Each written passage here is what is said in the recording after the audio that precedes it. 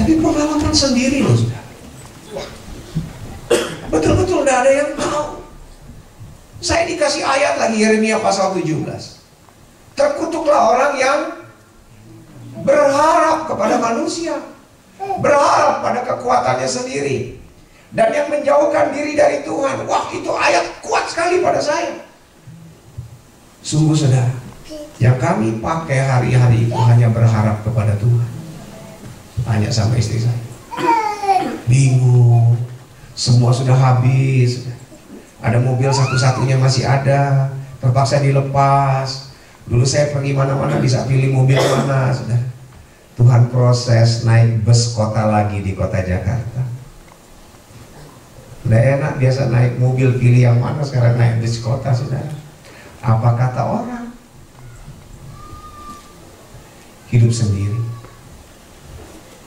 Ketika Elia sudah mengalami penyertaan Tuhan hidup sendiri, lihat, Tuhan bergerak. Tuhan gerak. Dia naik kepada step yang lebih tinggi. Satu step ke depan, tapi lebih tinggi lagi. Elia disuruh pergi ke Sarfat. Elia pikir pasti janda kaya. Tahu-tahu dikasih ke janda miskin. Gawat. Dan saudara tahu waktu ketemu sama janda Sarfat ini, peristiwanya itu udah enak. Ada minum?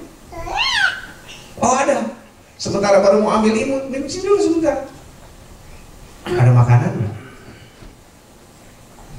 Janda Sarfat ini ternyata masih punya segenggam tepung, saudara. Dan minyak buli-buli, satu buli-buli, satu kali masak semuanya habis.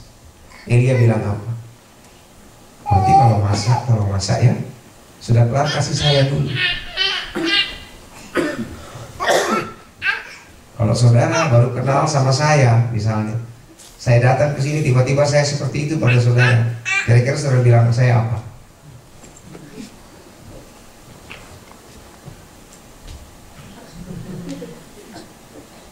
Orang aja nih pendeta ini. Itu Elia, saudara. Tapi satu hal yang saya petik, mari kita lihat ayat selanjutnya, saudara. Mulai ayatnya yang ke-12 saja saya baca. Perempuan itu menjawab, demi Tuhan Allahmu yang hidup, sesungguhnya tidak ada roti padaku sedikit pun, kecuali segenggam tepung dalam tempayan dan sedikit minyak dalam buli-buli. Dan sekarang aku sedang mengumpulkan 2-3 potong kayu api.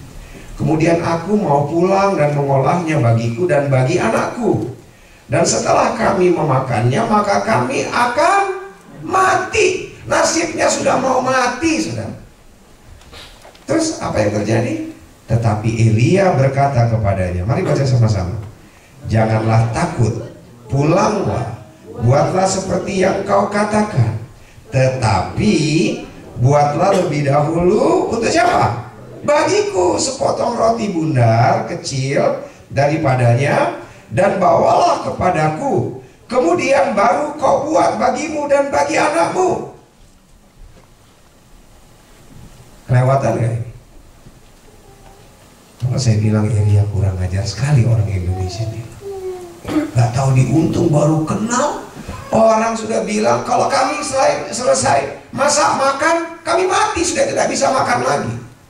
Elia tiba-tiba bilang, nah kamu masak seperti yang kau maksud, kasih aku dulu. Wah. Tapi saudara lihat, kenapa Elia begitu? Elia bukan ikut maunya saudara. Baca ayat selanjutnya, ayat 14. Sebab, mari sama-sama baca. Beginilah firman Tuhan Allah Israel, tepung dalam tempayan itu tidak akan habis, dan minyak dalam buli-buli itu pun tidak akan berkurang, sampai pada waktu Tuhan memberi hujan ke atas muka bumi. Siapa yang suruh, sudah? Tuhan.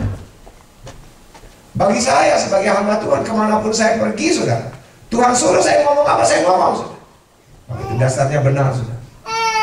Kita harus takut Tuhan daripada takut manusia. Lebih takut Tuhan, sudah, daripada siapapun, sudah. Udah enak, saudara. Waktu Elia mau sampai, kadang-kadang kalau saya jadi Elia, Aduh Tuhan, nanti saya dipikir begini, nanti saya dipikir begini Tuhan, nanti saya dipikir begini. Mungkin saya nggak sanggup seperti Elia. Makanya kalau hamba Tuhan sudah nggak sanggup ikuti apa yang Tuhan minta, nggak terjadi mukjizat.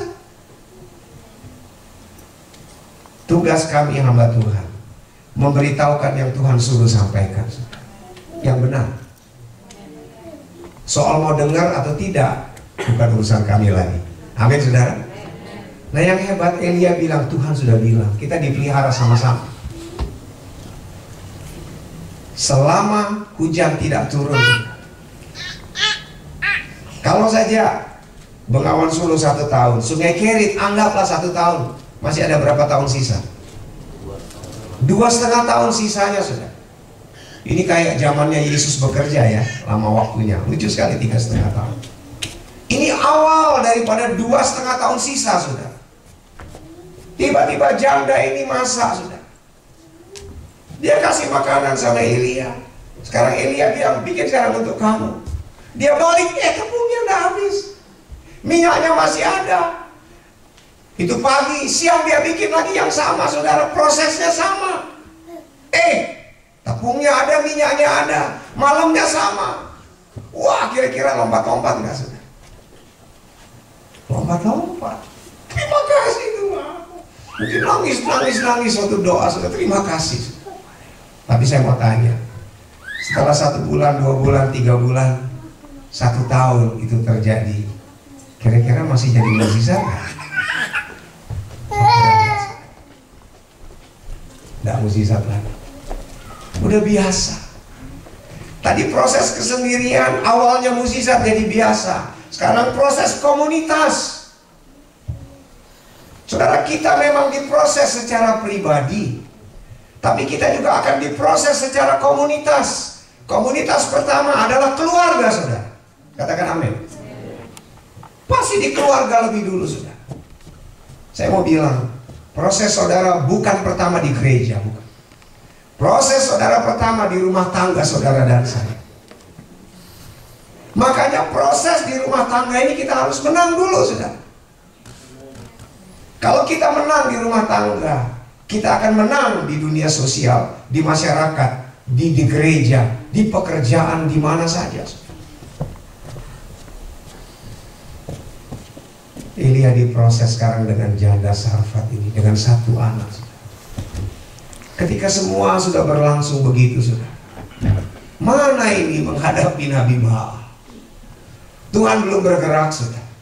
Memang kita harus sabar menunggu sampai waktunya Tuhan. 2 minggu lalu saya ke Lancaster sudah. Setelah 9 tahun bolak-balik ke Amerika, saya ngomong-ngomong sudah hampir 20 kali loh. Coba tanya kiri kanan kamu berapa kali pulang pergi Indonesia? Saya pulang pergi Amerika hampir 20 kali. Konglomerat kalah saudara sama hamba Tuhan. Nah kami ke Lancaster, dan saya menyaksikan Abraham Sarah ya saudara. Saya perhatiin, saya dapat lagi rema. Oh iya ya, Ismail itu akhirnya ada karena Abraham sama Sarah mau tolong Tuhan. Tuhan nggak perlu ditolong saudara. Nggak mungkin lagi. Terus si Sarah bilang, Papa mungkin sama Hagar. Laki-laki ditawarin. Dia ogah, orang Jakarta bilang. Tapi ogah nolak. Waktu kami lihat tayangan itu saudara, drama itu saudara, benarlah saya yakin Abraham bilang, enggak mama, masa kan aku harus menikah sama wanita lain, harus hidup dan tidur dengan wanita lain. Si Sarah yang bilang gini, Papa dengar mama. Mama udah gak sanggup lagi lahir umur 90 tahun. Umur 40 tahun aja nyerah saudara. Ini 90 tahun mau melahirkan lagi. Papa dulu suruh mama bohong. Papa suruh mama ngaku anak adiknya Papa.